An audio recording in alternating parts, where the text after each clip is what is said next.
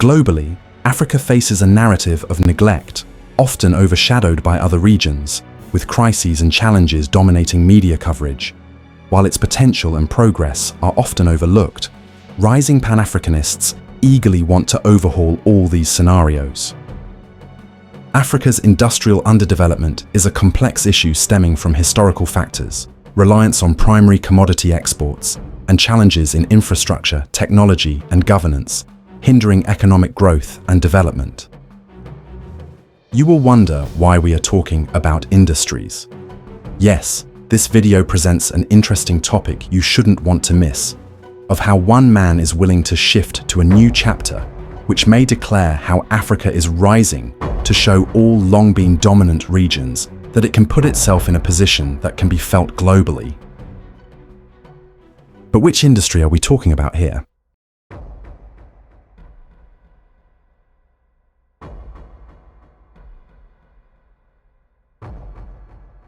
As military capabilities remain the sine qua non of international politics, President Ibrahim Traore is cooking something concerning critical defense reforms in Burkina Faso that need to be pushed with greater vigor.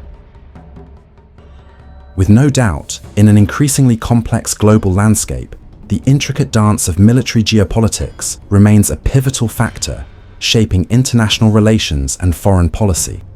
However, the African continent has long been the tail while facing conflicts that are complex to find out solutions. As the shadows of urban warfare and military power play out on the international stage, it's essential to understand the grand shifts and maneuvers that govern nations' actions and alliances. In this, it should be known that nations that are able to manufacture a variety of models of military equipment have managed to be dominant over others that aren't capable of doing so. In the intricate realm of military geopolitics, the evolution of military technology and modernization is a critical barometer of a nation's strategic capabilities. This is what even President Ibrahim Traore was immensely elaborating in some of his interviews. The captain highlighted a challenge in obtaining the necessary military equipment in order to fight militant groups that had pushed their limits high on the disorganization of Burkina Faso. With the issue of insurgency being complex, he had to devise all possible ways to look for these equipment from anywhere possible, a thing which even at last burst a tumor which had stayed for long without being attended to. All this rift between President Ibrahim Traore and the West, plus tirelessly looking for military equipment for protection of Burkina Faso, has made him to sit on a round table with his cabinet to introduce a magnificent military industry to change the military picture of Burkina Faso for good. However, this shift isn't an easy one. But President Ibrahim Traore is continuously looking for all possible means that can effectively ensure the success of this move.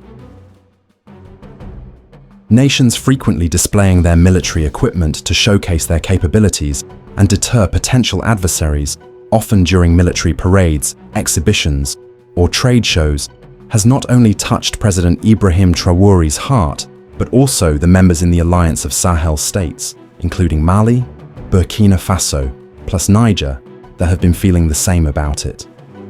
These leaders have been questioning themselves as to why many countries hold large-scale military parades on national holidays or special occasions to display their equipment and troops, while African nations lack even necessary equipment to defend themselves against destabilizers. But what is going to be done in order to successfully complete this one-way mission?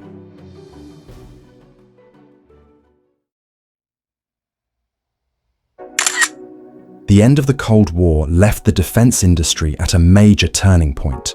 Since the end of World War II, most countries had developed the idea that a major feature of security policy was the Defense Industrial Base, DIB.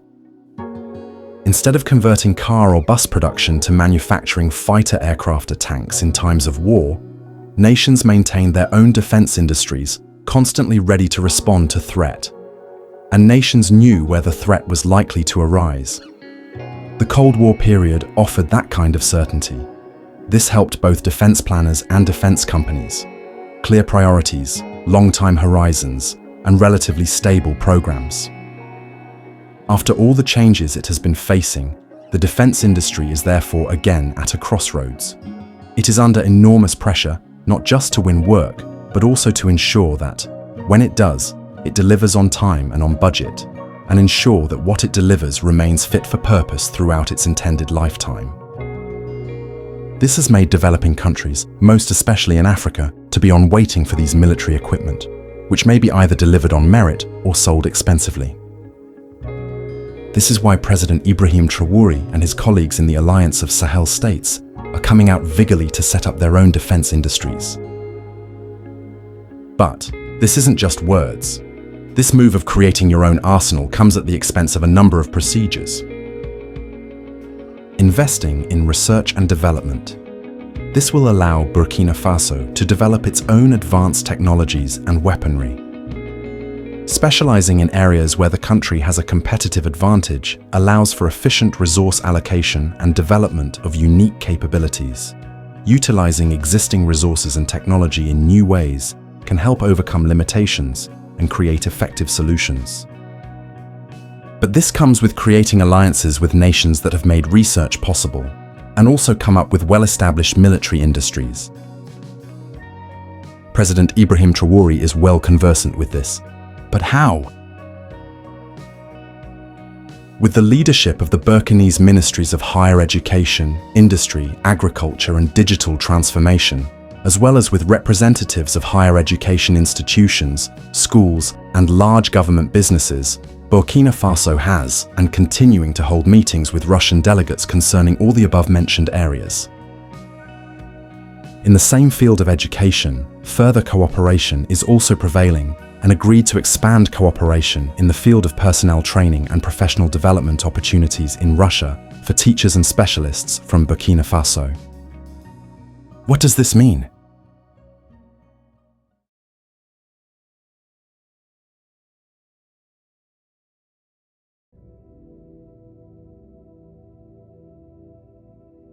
In order to come up with a successful military industry, using the knowledge from Russian specialists and also incorporating them in the industry will greatly make the project successful.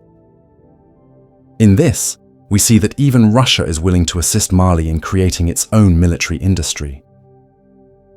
General Assimi Goïta recently announced the country's ambitious plan to establish its own defense industry in 2025.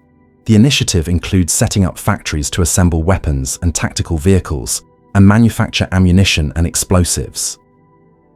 As the acquisition of military equipment is becoming an increasingly urgent priority, AES countries want to ensure that, with the Russian partner who has technology and proven experience, in conjunction with Russian companies and the Russian state, it can also create military capabilities in the AES region, as AES suggests.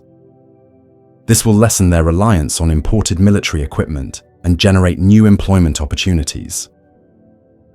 Collaborating with Russia, among other allies such as Turkey, China, and Iran, allows for access to resources, technology, and expertise, while sharing development costs and risks. Also, partnering with foreign companies allows the country to leverage their technology and manufacturing capabilities without fully relying on imports. Burkina Faso, an alliance of Sahel state students participating in international research and development programs in those mentioned. Nations will allow access to global knowledge and resources, accelerating advancements in military technology.